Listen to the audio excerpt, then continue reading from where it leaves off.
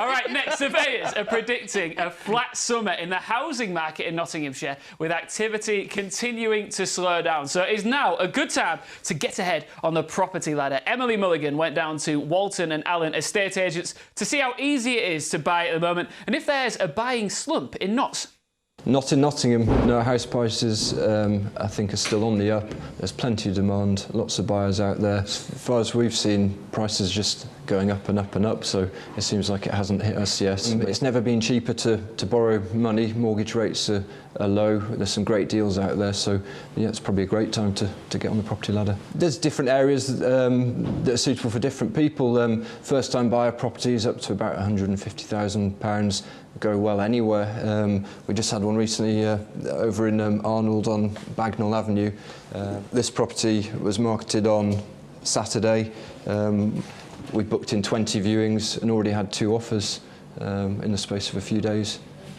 I don't think the general election will affect property purchases, not in the way that the EU exit may have or may do in the future. The general election, I think most political parties will want the housing market to stay buoyant and people to be comfortable where they are. So yeah, hopefully there won't be any effect on the property market. If you're a young family, places with good schools are going to be top of the list. More rural areas, if you're a dog walker, but there's no set areas that are good for any one person, I don't think. Our most expensive property on the market at the moment is over in Ravenshead, on at 1.95 million. Our cheapest, at the other end of the scale, is up on the edge of Mapley Park. It's an apartment at £45,000. Yeah, at Walton Allen, we like to use all the latest technology to help and sell our properties. One of the things we do is we use virtual reality tours. They allow buyers to really look around the property without actually having to go and see it. And it just gives a much more immersive online experience when they come to view, to look for their next property. It's great for first-time buyers if they view a property which they love and they want a second opinion from, say, a family member and they're a long way away. Their mum and dad can get on the computer, they can look round it and they can say, yeah, that's a good property, go for it, make an offer. Isla, we'll get stuck into the apparent slump in buying houses in Notts at the moment, but first, what do you make of, as you've got experience in that industry, in the property industry, what do you make of virtual reality tours of homes?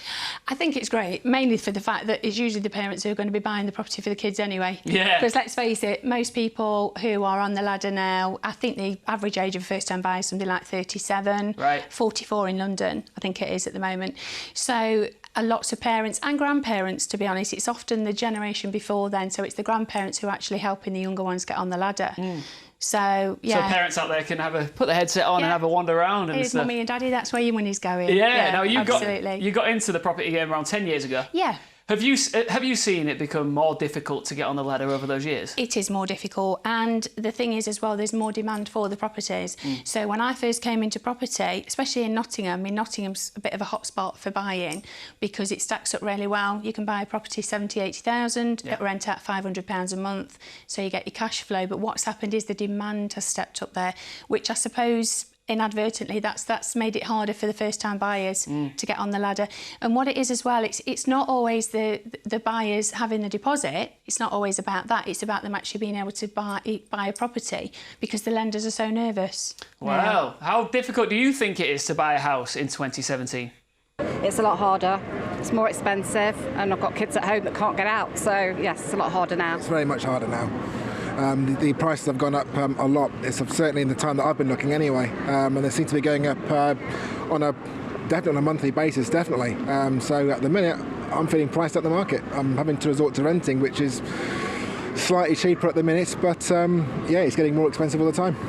They're just too expensive. You just can't afford to move out. Just bought my property last year. I don't think it was that expensive compared to rental. I mean, as long as you save your money for the deposit, shouldn't be a problem. At least in Nottingham, it's not that expensive to buy here.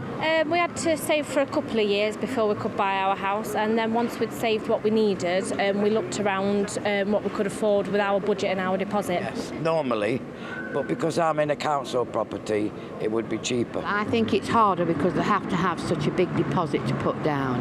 And I don't think everyone has got parents who can help them. Thanks for your views. Isla, you mentioned there about people being able to perhaps save up a deposit, but then not being able to acquire a mortgage. No, because the lenders now, because they've been caught out with the, when we had the credit crunch and the lenders were basically, called to action for being irresponsible and lending out money where people just can't afford to pay it back. So now they have to go through a whole, when they do a fact find for you, it's literally, it can come down to asking how many takeaways you have a month, how much you spend on clothes, makeup, going out, because they have to do the affordability check before, obviously they can give the keys to a property. Do you think that over the years the average age of the first-time buyer will get older and older? Yeah. I think so, yeah. How do you think that could ever be resolved? I don't know. I don't know how that is going to happen. Lenders are softening a little bit now because that's what they do. I mean, one of my best friends is a mortgage broker and my daughter's a mortgage advisor as well. And they are relaxing things a little bit because the property market has to keep itself going. And the first-time buyers prop up everything that's happening because without first-time buyers, the second buyers can't move on. Yeah. So, the first-time buyers, that's essentially what props up the property market, in my opinion. Briefly, Martin, you've never bought a house, have you? No, I've always been renting, to be honest, because I've always been moving here, there and everywhere, so I've always felt like I've always got that option to just... It's the life of a superstar, isn't it? When you're touring, that's it. Partying with the Kardashians, it's difficult to settle down, isn't it? Paul Young, wherever you lay your hat, that's your home. That's a true word. It's a true word. All right.